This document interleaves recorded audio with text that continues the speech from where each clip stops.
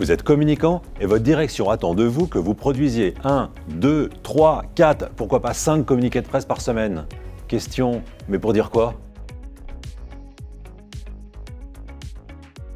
Quel communicant n'a jamais reçu la consigne de produire du communiqué de presse en quantité? Les entreprises, les institutions ont besoin de faire parler d'elles et préfèrent, si c'est possible, le faire gratuitement. Dans ces organisations, certains imaginent les relations presse comme la solution magique à leurs besoins de publicité. Ils pensent que produire des communiqués de presse en nombre permettra d'augmenter la visibilité, voire la réputation. Non, désolé, ce n'est pas comme ça que ça fonctionne. Les relations presse, ce n'est pas un moyen facile de bénéficier de publicité gratuite. Les RP permettent d'alimenter les journalistes pour réaliser leur travail d'information. Si et seulement si mes contenus sont pertinents et utiles, le retour gagnant sera de me voir mentionné ou cité dans un article de presse ou dans un reportage. C'est donc au communicant, chargé de relations presse ou attaché de presse, de bien faire son travail, un travail de qualité et non en quantité. À l'ère de l'infobésité, il faut éviter tout ce qui n'est pas essentiel pour se limiter à ce qui est vraiment utile.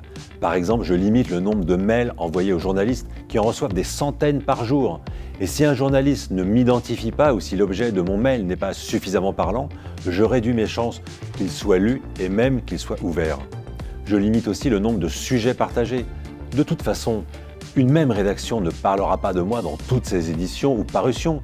C'est pourquoi je sélectionne les meilleurs sujets, pas ceux qui me font plaisir, ceux qui intéresseront le journaliste parce qu'ils intéresseront son audience, avec des faits nouveaux, des angles originaux, en proposant des décryptages, des expertises.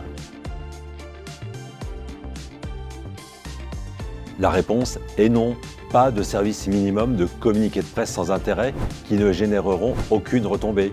Ils feront perdre son temps au journaliste, ce n'est pas l'objectif ni l'image que je veux lui donner de moi. Pour rester présent à son esprit, j'entretiens la relation, mais j'évite de le polluer avec des mails et des communiqués sans intérêt. 1. Je ne communique pas pour faire acte de présence, mais parce que j'ai une histoire à raconter. 2.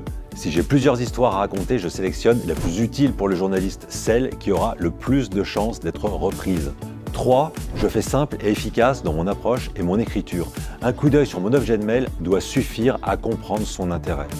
4. Je n'inonde pas un journaliste de messages, de communiqués, de relances. Si j'ai bien fait mon travail, je n'aurai jamais besoin de le harceler. Enfin, 5. Après une interview, je peux solliciter la relecture de mes citations, mais pas de l'article. L'objectif est de rectifier un propos éventuellement mal exprimé ou mal retranscrit. Pas de refaire l'interview et surtout pas de corriger le travail du journaliste. À chacun son métier, je veux être respecté comme communicant, alors je respecte le journaliste.